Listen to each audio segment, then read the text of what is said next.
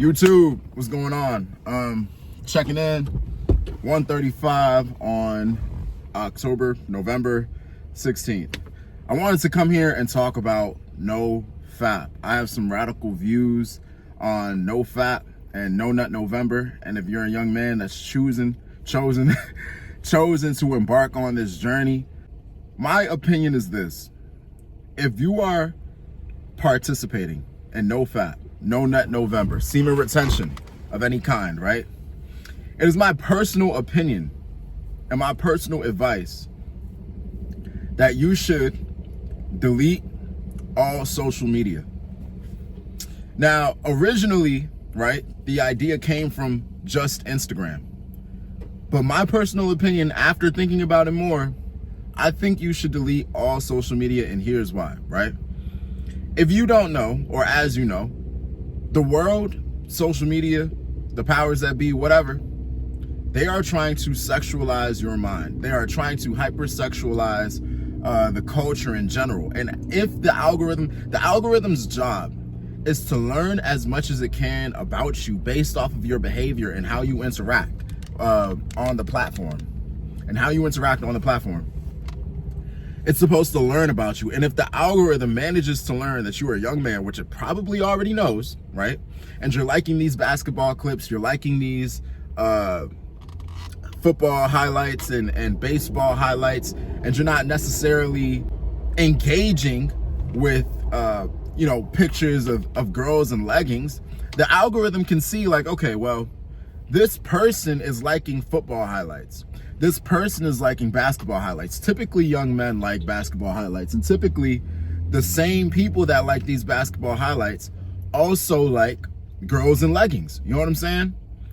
So the algorithm is going to show you these things just to see if you bite, because its whole purpose, its whole goal is to get you to stay on the app longer. If you're a young man that's participating in No Nut November, you're participating in semen retention of any kind, it would be advantageous to you to delete all social media, because they are trying to tempt you, because their goal is to keep you there. They don't give a fuck about your semen retention. They don't care about you tapping into your higher power. They don't care about you practicing discipline. They don't care about the reason that you're on the journey that you're on. They don't even know that you're on a journey. You know what I'm saying? Their goal is to keep you on social media, and they're going to do that by offering you things that they know young men like ass. You know what I'm saying? Like pretty girls. Sometimes it doesn't even have to be aggressively sexual content. Sometimes it's just a pretty face, but they know you're of a particular demographic, so they're gonna show it to you. You know what I'm saying? And here's my thing, right? You may think that this is extreme. You may think that it's not extreme. Here's my opinion. In my personal opinion, I think deleting all social media is extreme, right? But my opinion is also, why should you not be extreme? If you're a young man and you're on a no nut journey, you're on a semen retention journey, odds are, to some extent, you have dreams, goals that could be qualified as extreme or extraordinary. I was thinking about the idea of things being extraordinary, the concept of extraordinary people and phenomenons, right? And I asked myself, if you're a young 20-year-old and you want to be a millionaire in your 20s, your early 20s, mid, late 20s, it doesn't matter. Being a millionaire, most 20-year-olds are fucking broke, right? You want to be a millionaire in your 20s, that is extraordinary, right? And let's think about other things that are extraordinary. Mayweather, ordinary or extraordinary? You know what I'm saying? LeBron, ordinary or extraordinary? Kobe, ordinary or extraordinary? All the people that I just mentioned are extraordinary. Do you think that these people got to the place that they were by taking a balanced approach to their goals? You know what I'm saying? Do you think that these people got to where they were by doing anything that is less than extreme or less than obsessed? You know what I'm saying? Less than radical? You know what I'm saying? So I say this, bruh. The principle that I'm speaking on right now is not just applicable to No Nut November and not just applicable to semen retention. But the thing that's so powerful about semen retention is you are going against the grain. You are going against some type of resistance. And it's one of the most powerful types of resistance that you will face, the resistance inside yourself, especially sexual urges, right? You're going against that resistance in an effort to achieve a particular goal, right?